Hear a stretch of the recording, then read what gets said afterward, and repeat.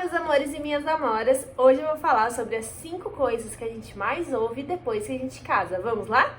A primeira coisa que a gente mais ouve é a palavra marido. E é muito estranho depois que você casa, ninguém mais perguntar, e o Matheus como que tá? E as pessoas perguntarem, e o seu marido? Ou você ter que falar alguma coisa e você acabar falando, eu tenho que falar com o meu marido, é muito estranho. Hoje eu já acostumei, mas no primeiro ano, assim, de casados, eu achava muito estranho falar a palavra marido. Estranho ouvir a palavra marido e falar a palavra marido. Eu sempre falava Matheus, aí algumas pessoas que não me conheciam falavam, mas quem é Matheus? Daí eu tinha que falar, é meu marido. É muito estranho marido, sério.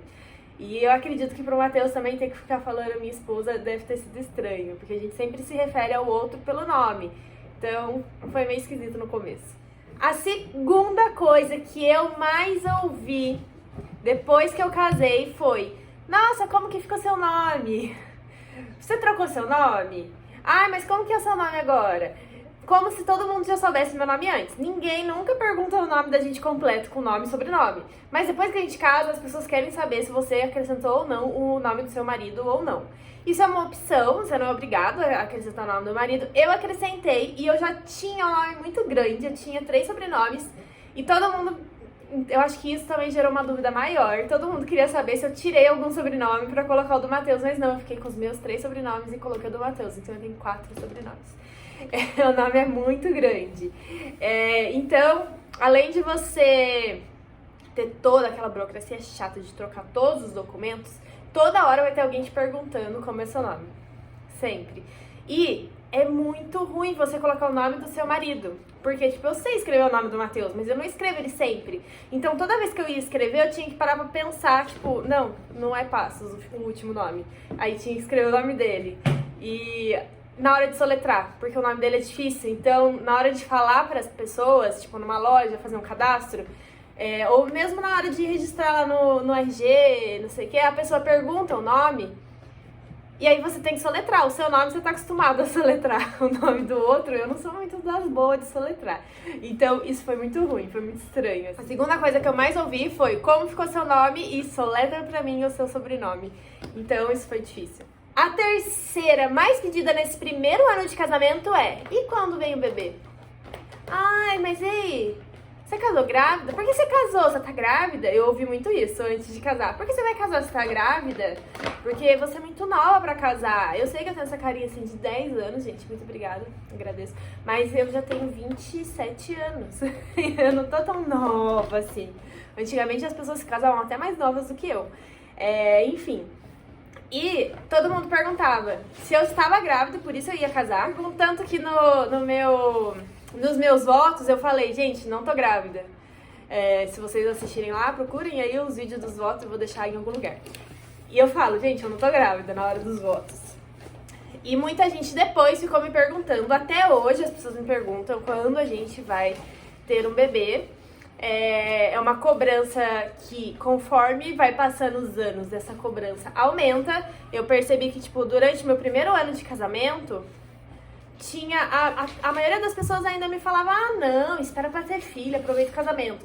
Agora que eu já tô indo pro segundo ano de casado, as pessoas já têm falado: não, e aí, vai vir quando? Já tem sido mais incisiva. É uma das coisas que você mais escuta no primeiro, no segundo e até você ter um filho, vai ser a coisa que você vai mais escutar. A não ser que você não queira ter um filho, tá tudo bem também. Aí você tem que avisar as pessoas que você não vai querer. Inclusive, a gente gosta muito de bichinhos, então a gente tem muitos bichos. Então, essa pergunta parece que fica mais em evidência, porque cada bicho novo que a gente coloca na nossa casa, as pessoas: mas vocês vão ter filho? Arrumar outro bicho? Vocês não querem ter filho? Vocês só querem ter bicho? E a gente quer ter filho, mas só Deus sabe quando a gente vai ter um filho. Então essa é uma pergunta clássica que todo mundo já deve saber, né? Todo mundo ouve e sempre vai ouvir. Eu acho que mesmo que se você falar que você não quer ter filho, as pessoas vão te falar: mas você vai mudar de ideia. E vão continuar te perguntando. A quarta coisa que eu ouvi muito também nesse primeiro ano de casado essa quarta coisa é um conjunto de coisas, tá? Uma delas é: como é a vida de casado? Você tá gostando de estar casada? como é estar casado? E geralmente quem te pergunta isso é quem já é casado. Então, teoricamente, a pessoa sabe a resposta, né? Tipo, é igual você também tá casado, é a mesma coisa, não muda muita coisa. É tudo igual, gente. A vida de casado é igual você morar com seus pais, só que no caso você tá morando com seu marido. E é isso, você tem que dividir a casa com alguém, e é isso. Não tem nada assim, muito assim, nossa, surpreendente. A vida de casado é muito diferente. Se você for morar com uma outra pessoa qualquer, ou já é meio que uma vida de casado pra mim. Não sei. Eu não vi muita diferença, eu já me dava muito bem com o Matheus e a gente já se conhecia. Desde o começo do namoro, a gente não foi muito diferente do que a gente realmente é, então eu não tive muita surpresa na hora que eu vim morar com ele, na vida de casal. O que mais a gente teve problema foi na hora de dividir algumas coisas. Dividir algumas tarefas, mas isso é normal. Se você fosse morar com qualquer pessoa, você ia ter que ter essa questão de quem vai fazer o quê e como vamos dividir as tarefas, enfim. Essa foi a parte mais complicada pra mim. Mas, tirando isso, em saber quem ele é, em como ele reage com as coisas... Você tá me atrapalhando! Não tive muita dificuldade, não achei muito diferente, não, assim, a vida de casado, de como a gente se entendia quando era solteiro, era noivo ou solteiro, enfim. E um combo nesse, além de como estar a vida de casado, eu ouvi muita reclamação, diremos assim, sobre o Matheus, durante esses primeiros anos de casado. No primeiro ano foi muito mais, no segundo ano eu já percebi que diminuiu, porque eu fui meio que cortando as pessoas. Então, o que seriam essas reclamações que eu ouvi? Ai, mas você não vai arrumar comida pro seu marido? Ai, vai lá, pega pra ele. Ai, vai lá, faz não sei o que pra ele. Ai, ajuda ele a achar o negócio que ele perdeu.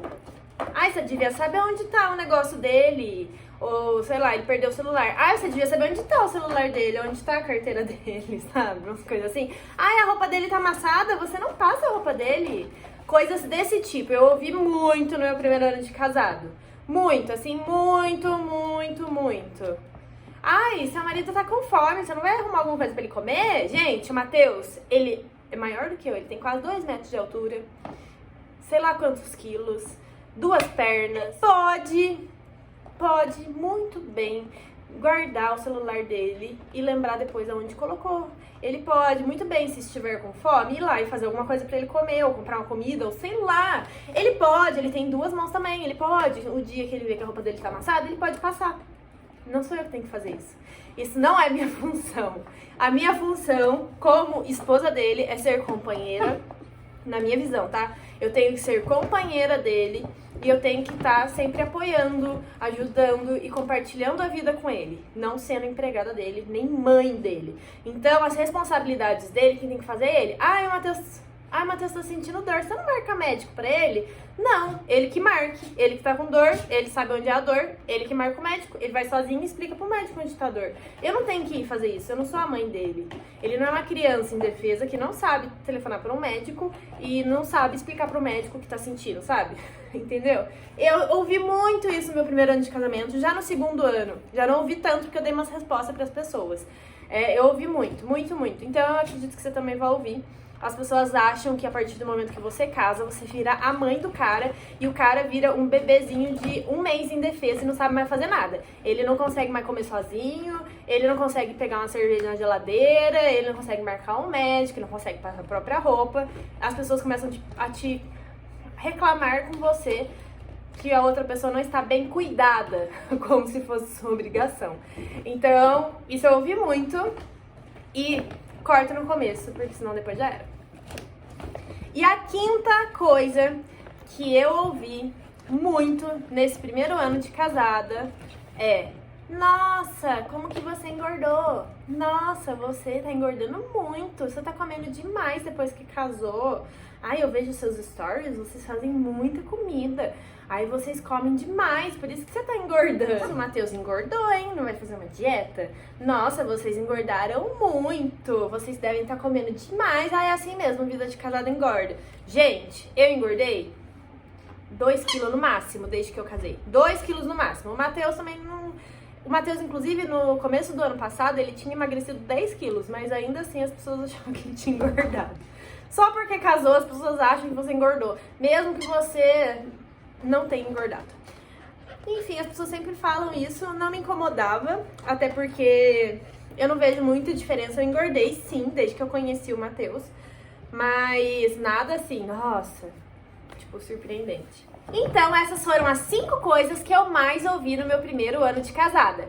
Se você ainda não é inscrito no canal, se inscreva aqui embaixo, deixa um joinha, ativa o sininho e escreve aí nos comentários qual coisa que eu não falei e que você ouviu muito no seu primeiro ano de casada. Até o próximo vídeo. Tchau! Enfim, então eu tô olhando pra baixo porque tem um bicho aqui, inclusive, fazendo muita arte. Vem aqui pra você falar com as pessoas.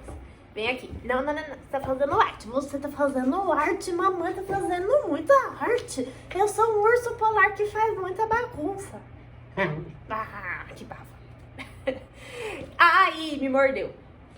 Ela morde forte. Vai pegar. 5 coisas. Essas são as 5 coisas que eu... De novo. Por favor. Mamãe tá tentando só gravar o finalzinho do vídeo. Por gentileza. Você tá me atrapalhando fazendo apitação.